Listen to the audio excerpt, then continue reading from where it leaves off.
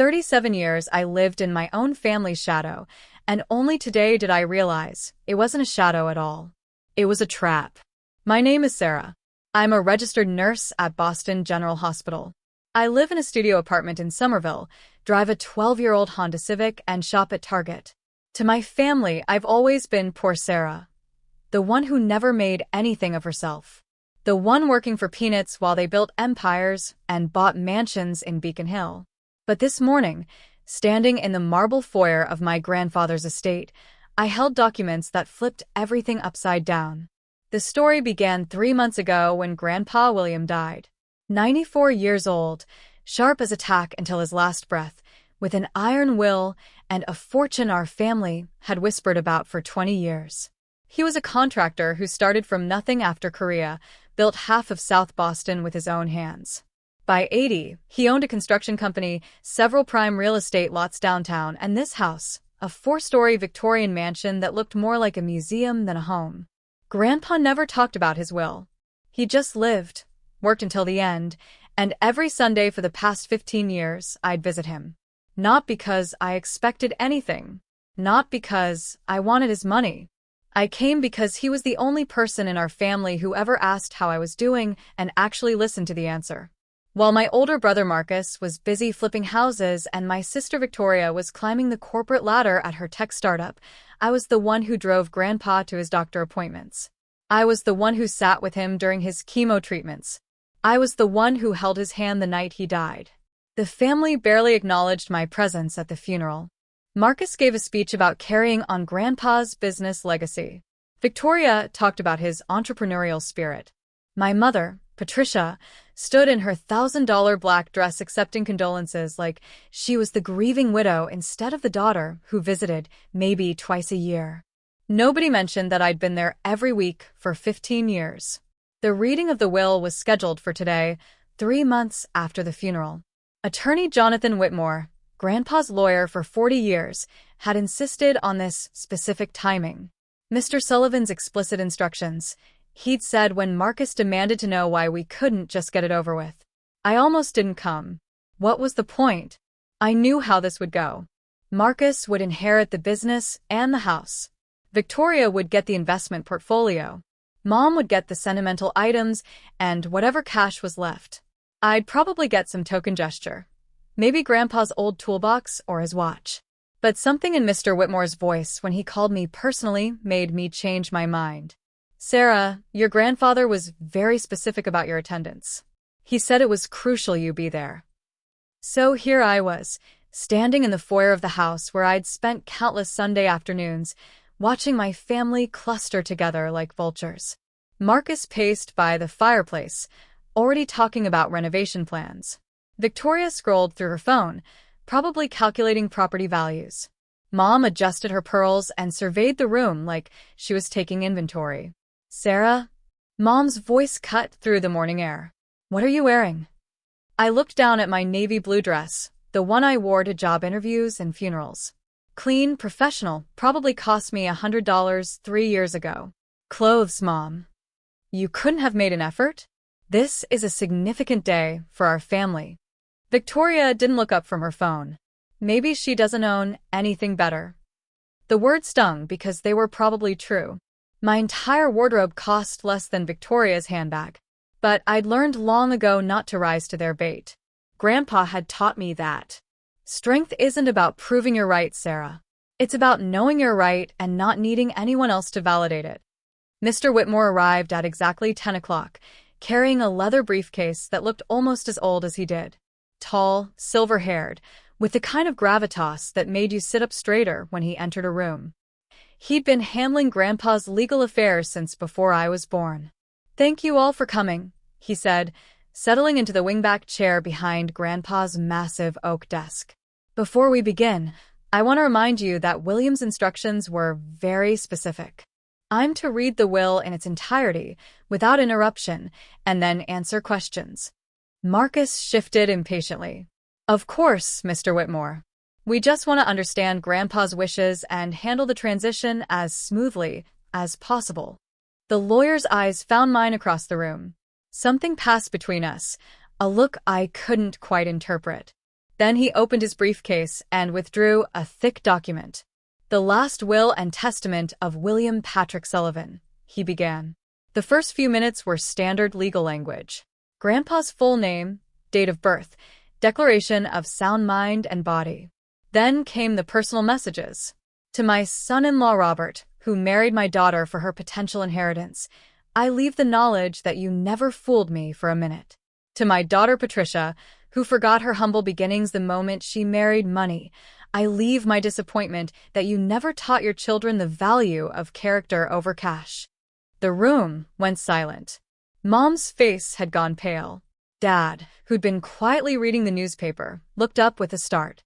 To my grandson Marcus, who saw dollar signs every time he looked at me, I leave this advice: true wealth cannot be inherited, only earned. To my granddaughter Victoria, who calculated my net worth more often than she called to check on my health, I leave the understanding that some things cannot be quantified in spreadsheets. Victoria's phone clattered to the floor. Marcus had stopped pacing and was staring at Mr. Whitmore like he was speaking a foreign language. To my granddaughter Sarah, who gave me 15 years of Sundays, who drove me to chemotherapy, who held my hand when I was scared, who listened to my stories and laughed at my bad jokes, who never once asked me about my will or my money or what she might inherit. My heart was pounding so hard I could hear it in my ears. I leave everything. The silence that followed was deafening. You could have heard a pin drop in that cavernous room. I felt like I was falling through space, like the floor had disappeared beneath my feet. "I'm sorry," Marcus said finally, his voice tight. "Could you repeat that?" Mr. Whitmore's voice was steady, professional. "Sarah Sullivan inherits the entirety of William Sullivan's estate. The house, the business, all financial assets, real estate holdings, and personal property. The estimated total value is approximately $12.7 million. I couldn't breathe. $12 million. The number seemed impossible, like a typo in a fairy tale. Victoria found her voice first. "That's impossible. There has to be a mistake." "There's no mistake," Mr. Whitmore said calmly. "William was very clear about his intentions. He revised this will 6 months ago, after his cancer diagnosis. He wanted to ensure his legacy went to the person who truly understood what family means." Mom stood up abruptly, her chair scraping against the hardwood floor. "This is ridiculous. Sarah's a nurse. She doesn't know anything about running a business or managing investments. She lives in a studio apartment, for crying out loud." "Which is exactly why William chose her," Mr. Whitmore said. He believed that someone who lived modestly by choice, rather than necessity, would be the best steward of his wealth. "By choice." Marcus laughed, but there was no humor in it. "Are you kidding me? She's broke because she's never had any ambition. She's been coasting through life, while the rest of us built careers and families." That's when something inside me snapped. All those years of smiling and nodding while they dismissed me. All those family dinners where I was the punchline. All those times they acted like my job, saving lives, caring for people when they were most vulnerable, was somehow less important than making money. Coasting. I stood up, my voice stronger than I felt. "You think what I do is coasting? Sarah, honey," Mom said in that condescending tone she'd perfected over the years. "We're not criticizing your career choice. It's just nursing isn't exactly a path to success." Success. I looked around the room at their faces, shocked, angry, calculating. "Let me tell you about success, Mom. Success is holding a stranger's hand while they die because their family couldn't be bothered to visit. Success is working 16-hour shifts during a pandemic while people like you complained about wearing masks to the grocery store. Success is living within your means and finding contentment in simple things." Victoria scoffed. "Contentment doesn't pay the bills." "You're right," I said, my voice getting stronger. "But apparently, it does pay the inheritance." The room erupted. Marcus started shouting about how this was unfair, how he'd worked his whole adult life expecting to inherit the business. Victoria pulled out her phone and started making calls, probably to her lawyer. Mom collapsed back into her chair, fanning herself with a piece of paper like she was having vapors. Through it all, Mr. Whitmore sat calmly, watching the chaos unfold. When the shouting died down, he cleared his throat. "There's more," he said. "More?" I thought I might pass out. William included specific instructions for how he wanted his final wishes to be communicated. "Sarah, there's a letter addressed to you." He handed me an envelope with my name written in Grandpa's careful handwriting. My hands were shaking as I opened it. "My dearest Sarah," I read aloud, my voice barely above a whisper. "If you're reading this, then you know that I've left you everything. I imagine your family is not taking this well. They're probably questioning your worthiness, your ability to handle such responsibility. Let me tell you something, sweetheart. You've been handling responsibility your entire adult life. You just haven't been rewarded for it." I had to stop reading. The words were blurring through my tears. "For 37 years, you've been the heart of this family while everyone else chased the money. You chose a profession that helps people instead of exploits them. You chose to live simply instead of accumulating possessions. You chose to spend your free time with an old man who smelled like Benghazi and told the same stories over and over again." Marcus made a sound like he was choking. "This is emotional manipulation." He was senile. "William Sullivan was many things," Mr. Whitmore said quietly, "but senile was not one of them. I met with him every month for the past 2 years. His mind was sharp until the day he died." I kept reading. "Sarah, I'm not giving you this money because you're poor. I'm giving it to you because you're rich in all the ways that matter. You understand that wealth is a tool, not a destination. You know that a person's value isn't determined by their bank account. You've proven that you can be trusted with what's truly important." The letter went on for 2 more pages.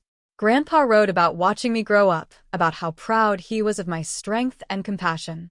He wrote about the Sunday afternoons we spent together, how I never made him feel like a burden or an obligation.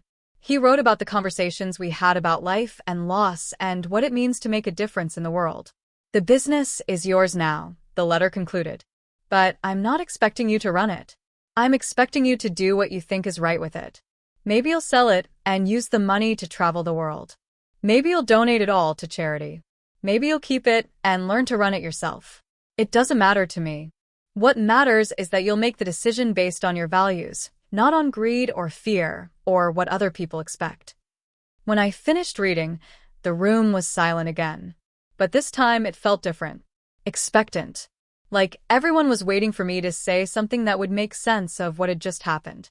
I looked at my family, really looked at them, and saw something I'd never noticed before. Fear. They were afraid of me now. Not because I was scary, but because I had something they wanted, and they had no idea how to get it. "I need some air," I said, and walked out of the room. The back garden was Grandpa's pride and joy. Even in November, it was beautiful, carefully maintained hedges, a stone pathway that wound between dormant flower beds, a small greenhouse where he grew tomatoes and herbs. I sat on the wooden bench where we used to have our conversations and tried to process what had just happened. $12 million. I kept repeating the number in my head, but it felt like play money. Like I was a kid again playing Monopoly with fake bills. I heard footsteps on the gravel path and looked up to see Mr. Whitmore approaching. He'd left his suit jacket inside and looked more human somehow, less like a lawyer and more like a grandfather himself. "Mind if I sit?" he asked. I nodded, and he settled beside me on the bench. "This is a lot to process," he said. "That's an understatement." I laughed, but it came out shaky. "Mr. Whitmore, can I ask you something?" "Jonathan." "And yes, anything." Did he really mean it? About me being able to do whatever I want with the money? Jonathan smiled. "William was very specific about that. He said, and I quote, 'Sarah has spent her whole life taking care of other people. It's time someone took care of her. Whatever she decides to do with the inheritance, I trust her judgment completely.'" We sat in comfortable silence for a while, watching the late morning sun filter through the bare branches of the oak tree. Then Jonathan spoke again. "Can I tell you something about your grandfather? Something he never told you?" I nodded.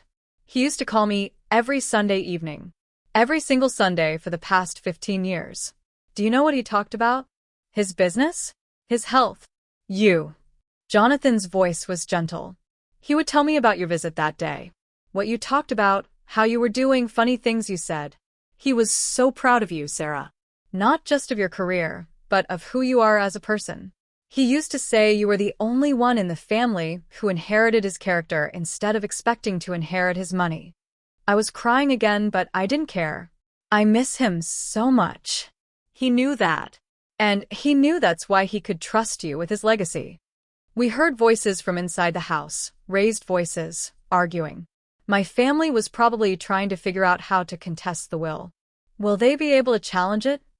I asked. Jonathan shook his head. William was very thorough.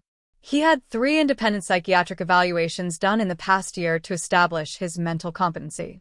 He documented his reasoning extensively.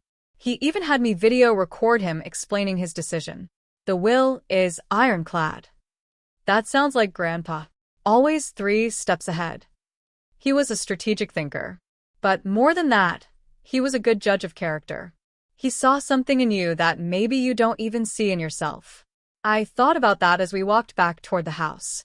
What did Grandpa see in me? I never thought of myself as particularly special. I was just me. Someone who showed up. Someone who cared. Someone who listened. Maybe that was enough. When we got back inside, the family meeting had apparently devolved into chaos. Marcus was on the phone with someone, pacing frantically. Victoria was typing furiously on her laptop. Mom was crying, not the gentle tears of grief, but the ugly, angry tears of someone who just realized they'd been played. Sarah? Mom looked up when I entered. You have to fix this. You have to do the right thing. What's the right thing, Mom? Share it, obviously. Grandpa was confused, sick. He didn't mean to leave you everything. He meant to divide it equally among his grandchildren. I looked at her, really looked at her, and saw clearly for the first time how she'd manipulated every situation to benefit herself. How she'd taught her children that worth was measured in dollars and possessions. How she'd spent decades positioning herself as the victim of every circumstance. No, I said quietly. No. Marcus stopped pacing. What do you mean, no? I mean no. I'm not sharing it. I'm not giving you what you think you deserve. I'm not fixing this for you. Victoria slammed her laptop shut. You can't be serious. You don't need $12 million. You live like a monk. You're right, I said. I don't need $12 million.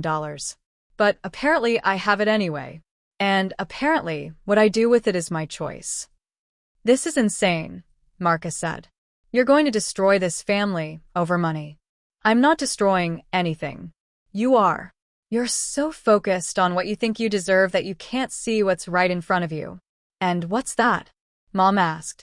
That Grandpa didn't owe you anything. That he spent his whole life building something meaningful, and he got to decide what happened to it. That maybe, just maybe, he knew what he was doing. The argument that followed was ugly. Accusations flew back and forth. Marcus threatened to contest the will anyway, just to tie up the assets in court. Victoria called me selfish, ungrateful, delusional. Mom alternated between tears and fury, trying every manipulation tactic in her arsenal. Through it all, I stood there and took it. But something had changed. Their words didn't hurt the way they used to. I could see them clearly now, not as the successful, important people I'd always thought they were, but as scared, entitled individuals who'd built their identities on the assumption that they deserved things they'd never earned. Finally, I'd heard enough. I'm leaving, I announced. Good, Victoria snapped. Go back to your little apartment and your little life and pretend you're better than us. I don't have to pretend, I said. I know I'm not better than you. I'm just different. I measure success differently. I define family differently. I understand what actually matters. Money matters, Marcus said. Whether you want to admit it or not, money matters. You're right, I said. Money does matter. It matters because it can help people or hurt them. It can build things or destroy them.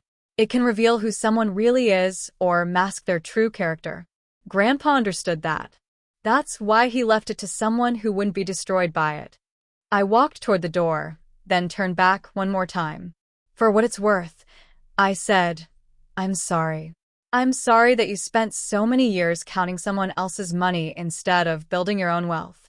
I'm sorry that you measured your worth by what you expected to inherit instead of what you actually accomplished.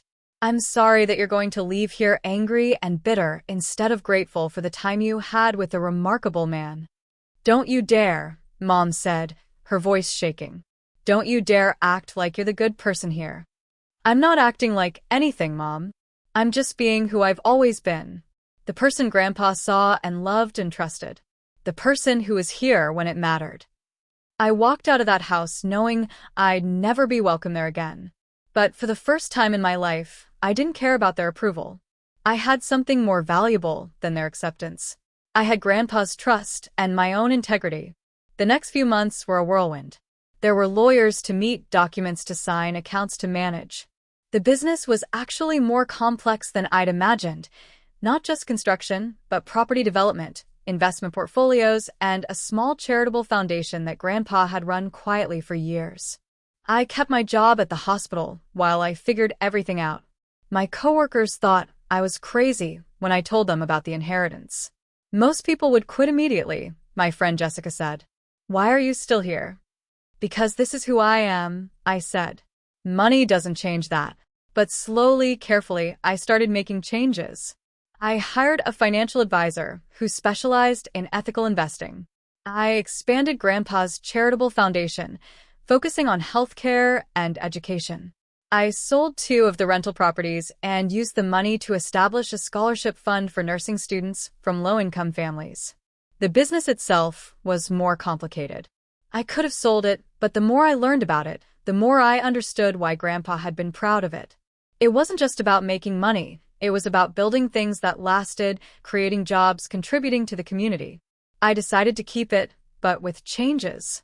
I hired a CEO who shared my values and established new policies around worker safety and environmental responsibility. I used the profits to fund more scholarships, to support local charities, and to create an emergency fund for employees facing financial hardship. My family, predictably, was furious about my decisions. They'd apparently expected me to be so overwhelmed by the responsibility that I'd come crawling back, begging for their help and willing to share the wealth. When that didn't happen, they got nasty. Marcus started a whisper campaign about my mental health, suggesting to anyone who would listen that I was having a breakdown and couldn't handle the pressure. Victoria spread rumors about financial mismanagement, claiming I was throwing money away on bleeding heart causes. Mom played the victim, telling everyone how I'd turn my back on family the moment I got rich. None of it surprised me. I'd seen their true colors that day in Grandpa's study. I knew they'd never forgive me for being chosen over them. But I also knew something they didn't understand. I didn't need their forgiveness. 6 months after the will reading, I got an unexpected phone call. It was my cousin David, Marcus's son, who I'd barely spoken to in years. He was 25, just out of college, and working at a nonprofit in Chicago. Aunt Sarah? His voice was hesitant. I hope it's okay that I'm calling. I got your number from directory assistants. Of course it's okay. How are you, David? I'm good. Listen, I wanted to talk to you about what happened with Great-Grandpa's will. I mean, if that's okay. My heart clenched. Here it comes, I thought. Another family member wanting to tell me how unfair it all was. I heard about the foundation, he said. The scholarships, the changes to the business. I wanted you to know that some of us think what you're doing is amazing. I was so surprised I almost dropped the phone. Some of us. My sister Jenny and I. A few of the younger cousins. We've been talking and we think Great-Grandpa made the right choice. We've seen how you're handling everything, and we're proud to be related to you. I started crying right there in my office. After months of criticism and hostility from my immediate family, hearing those words felt like a lifeline. David, you have no idea how much that means to me. Can I ask you something, Aunt Sarah? Are you happy? The question caught me off guard. Was I happy? The past 6 months had been the most stressful, complicated, overwhelming period of my life. I'd gained a fortune and lost a family. I discovered strength I didn't know I had and faced criticism I'd never experienced. Yes, I said, surprising myself with how certain I sounded. I'm happy. Not because of the money, but because I'm finally living according to my own values instead of trying to meet someone else's expectations. That's what I thought, David said. That's what great-grandpa would have wanted. We talked for another hour. David told me about his work with homeless veterans, about his dreams of expanding the program nationally. Before I hung up, I made him a promise. The foundation would fund a pilot program in 3 cities, with David leading the project. Really? His voice was incredulous. You do that? That's what the money is for, I said. To help people who are trying to make a difference. That conversation changed everything for me. It reminded me that family isn't just about blood relations. It's about shared values, mutual respect, and genuine care for each other's well-being. I might have lost my mother, brother, and sister, but I'd gained something more precious, the knowledge that I could trust my own judgment and the respect of people whose opinions actually mattered. A year later, I finally moved out of my studio apartment. Not into a mansion or a penthouse, but into a comfortable 2-bedroom house in a neighborhood where I could walk to work. I kept my old Honda Civic, though I did finally replace the broken air conditioning. I still shopped at Target, though I no longer worried about whether I could afford the name brand cereal. The biggest change wasn't in how I lived, but in how I felt about living. For the first time in my adult life, I wasn't apologizing for who I was or trying to prove my worth to people who'd already decided I wasn't valuable enough. I was just myself. And myself, it turned out, was enough. I never spoke to my immediate family again. I heard through the grapevine that Marcus's house-flipping business had failed, that Victoria's startup had been acquired by a larger company for less than she'd hoped, that Mom and Dad were struggling with debt from their expensive lifestyle. Part of me felt sad about their troubles, but I didn't feel guilty. They'd made their choices, just as I'd made mine. The nursing job remained my anchor. Despite everything that had changed, I still worked 3 12-hour shifts a week, still held hands with scared patients, still found meaning in the small moments of connection that happened between strangers in hospital rooms. The money had given me freedom, but it hadn't changed what I found fulfilling. Jonathan Whitmore became an unlikely friend. We met monthly to discuss the foundation's work, but our conversations always wandered into deeper territory. He'd known Grandpa for decades and could tell me stories about the man I'd loved but never fully understood. He was a lot like you, Jonathan said one afternoon as we sat in his office, reviewing scholarship applications. Quiet strength, deep convictions, more interested in doing good than looking good. I hope I'm living up to his expectations. You're exceeding them. He would be so proud of what you've built. As I write this, it's been 2 years since that morning in Grandpa's study. 2 years since my world flipped upside down, and I discovered that sometimes the life you never expected is exactly the life you needed. The foundation has awarded over 200 scholarships. David's Veteran Services program is now operating in 12 cities. The business is more profitable than ever, largely because treating employees well turned out to be good for the bottom line. I've traveled to places I'd only dreamed of seeing, but I've also found contentment in the simple pleasure of Sunday mornings with a cup of coffee and no agenda. Most importantly, I've learned that wealth isn't about having more money than you need. It's about having enough money to live according to your values. I've learned that family isn't about blood or obligation. It's about people who see your worth and celebrate your success. I've learned that inheritance isn't just about receiving something from the past. It's about creating something valuable to pass on to the future. Sometimes, late at night, I think about that morning in the study. I imagine what would have happened if Grandpa had divided his estate equally among his grandchildren. Marcus would have used his share to fund his business ventures. Victoria would have invested hers in stocks and bonds, and I probably would have put mine in a savings account and continued living exactly as I always had. But that's not what Grandpa wanted. He didn't want his money to simply multiply or to enable more of the same behaviors that had disappointed him. He wanted it to transform something, to create something new, to prove that his life's work had meaning beyond the balance sheet. In the end, he gave me more than money. He gave me permission to be who I really was instead of who I thought I should be. He gave me the confidence to trust my instincts and the resources to act on my convictions. He gave me a legacy that had nothing to do with construction companies or real estate portfolios, and everything to do with the kind of person I chose to be when the world was watching. I still drive past the family house sometimes, the Victorian mansion where I spent so many Sunday afternoons. It's been sold now. Apparently none of my relatives could afford the upkeep. The new owners have painted it a different color and added modern landscaping. It looks beautiful, but different. Changed. Like me, I suppose. Still recognizably myself, but transformed by circumstances I never could have imagined. Still a nurse, still a person who finds meaning in small gestures and quiet moments. But now also a woman who learned that sometimes the greatest gift you can receive is the opportunity to give something back. Sometimes people ask me if I miss my old life, if I ever regret the way things turned out. The answer is complicated. I miss the simplicity of not having to make decisions about millions of dollars. I miss the innocence of believing that my family loved me unconditionally. I miss the certainty of knowing exactly who I was and where I fit in the world. But I don't regret any of it. Because I learned something that no amount of money could buy: the difference between being rich and being wealthy. Rich is about having more than you need. Wealthy is about having enough to share, enough to make a difference, enough to sleep well at night knowing that your choices reflect your values. Grandpa knew the difference. That's why he trusted me with his fortune.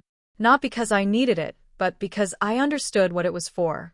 If you're listening to this and thinking about your own family, your own worth, your own place in the world, I want you to know something.